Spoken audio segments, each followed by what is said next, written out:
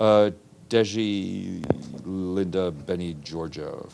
Can you remember that many? I don't know. Well, let's see.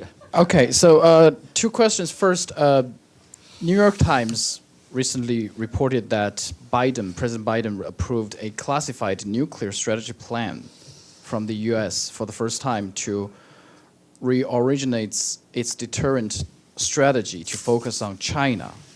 What is the Secretary General's take on a country who had over 3,700 stockpiles that had a strategy on the country that has less than 500 nuclear warheads, which also promised no first use? Well, it will not come as a surprise to you, Dezhi, that we do not have access to the same classified material that the New York Times has. So I can't speak to the veracity of the story.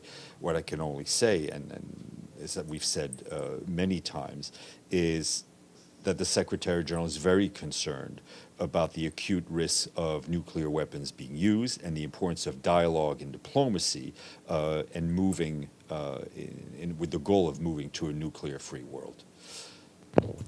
Oh, I have a second question.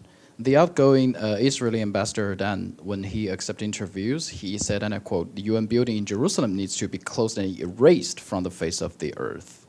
I know that Secretary General, in his acceptance of the credentials, he said that he said it's important to remain the relation with Israeli mission to have conversation and to have productive cooperation.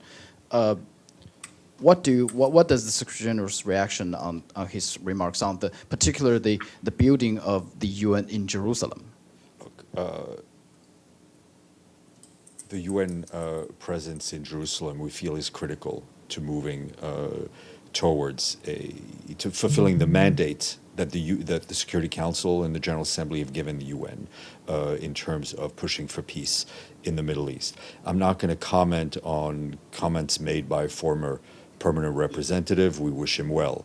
I can tell you that the Secretary General met with the incoming permanent representative, Ambassador Danon.